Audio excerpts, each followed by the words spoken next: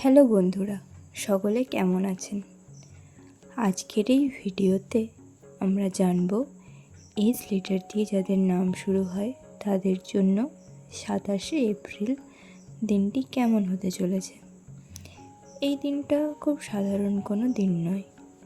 এটি এমন একটি দিন যেখানে ইতিবাচক এবং নেতিবাচক দুই ধরনের শক্তিই একসঙ্গে কাজ করবে। তাই এই দিনটা কেমন যাবে সেটা অনেকটাই নির্ভর করবে আপনার নিজের চিন্তা, সিদ্ধান্ত এবং আচরণের ওপর। ভিডিওটি শেষ পর্যন্ত দেখুন এবং ভালো লাগলে অবশ্যই আমার চ্যানেলটিকে সাবস্ক্রাইব করে দেবেন। এস দিয়ে নাম শুরু হওয়া মানুষদের সম্পর্কে একটা বিশেষ কথা হলো, এরা বাইরে থেকে যতটা শক্ত এবং স্থির মনে হন, ভিতরে ভিতরে ততটাই সংবেদনশীল। আপনারা খুব সহজে কাউকে নিজের অনুভূতি বোঝাতে পারেন না, কিন্তু সব কিছু গভীরভাবে অনুভব করেন। এই গুণটাই আপনাকে অন্যদের থেকে আলাদা করে তোলে।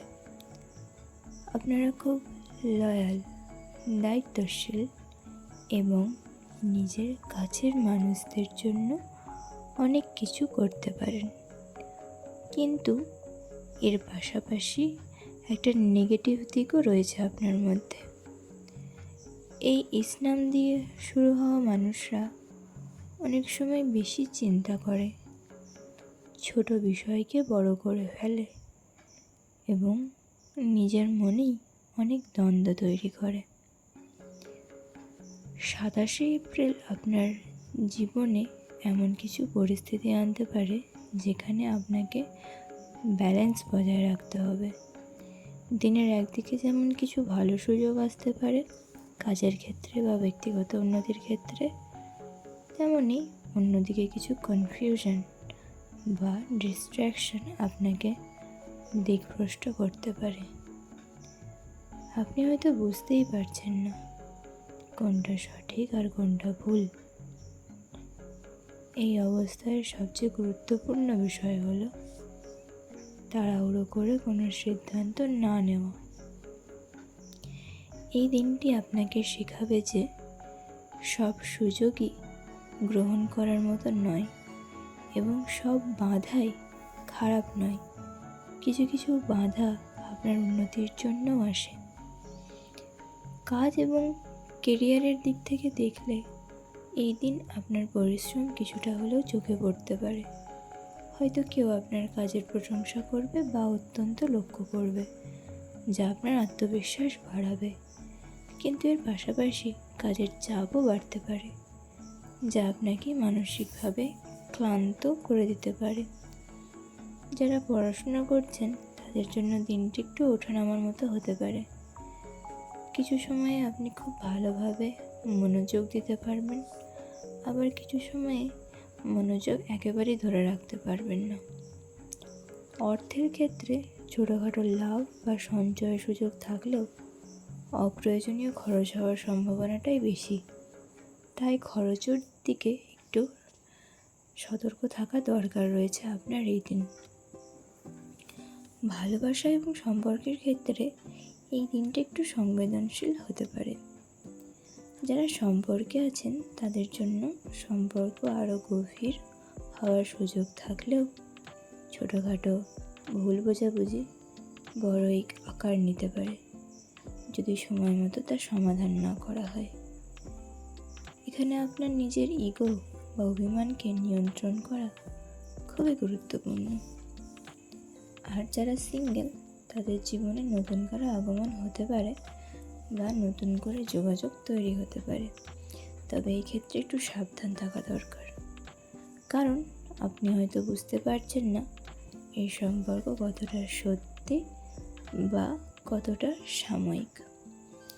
প্রিয় দর্শক বন্ধু, এই দিন আপনার মানসিক অবস্থার উপরে জোর দেওয়া জরুরি।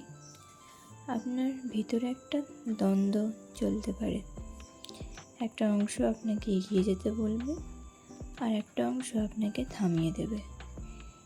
এই ধরনের পরিস্থিতিতে আপনি যদি পড়েন তাহলে এই অবস্থায় বেশি চিন্তা করলে আপনি আরও বিভ্রান্ত হয়ে পড়বেন।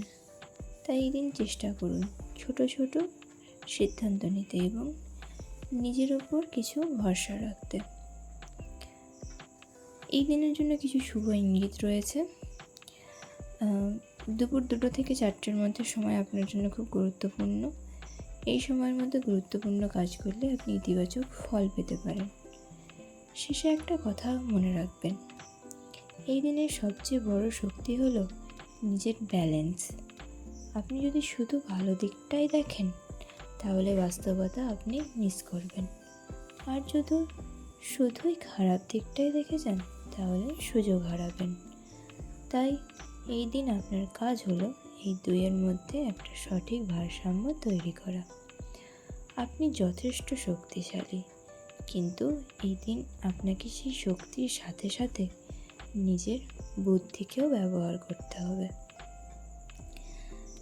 নিজের বুদ্ধিকে কাজে লাগিয়ে এবং নিজের শক্তির সাহায্যে আপনি অনবরত হয়ে উঠতে পারেন। তাই চেষ্টা করুন সময় মতো সঠিক বুদ্ধি প্রয়োগ করার এবং যথেষ্ট ভেবেচিন্তে যে কোনো কাজ করার বা কাউকে কোনো কথা বলার আগে ভেবেচিন্তে বলার। এগুলোই আপনাকে আপনার ভবিষ্যতের জন্য গুরুত্বপূর্ণ হয়ে দাঁড়াবে। এবং নিজের কর্মের প্রতি অধিক মনোযোগী দিন। কে কী করছে না করছে সেই সমস্ত কিছু না ভেবে, অতিরিক্ত চিন্তা না করে শুধু নিজের ওপরে গুরুত্ব দিন। সেলফ অবসেসড হন আপনি। প্রিয় দর্শক বন্ধু, আজকের ভিডিওটি এখানেই শেষ করছি। ভালো লাগলে একটি লাইক করবেন, কমেন্ট করে জানাতে ভুলবেন না নিজের নামটি।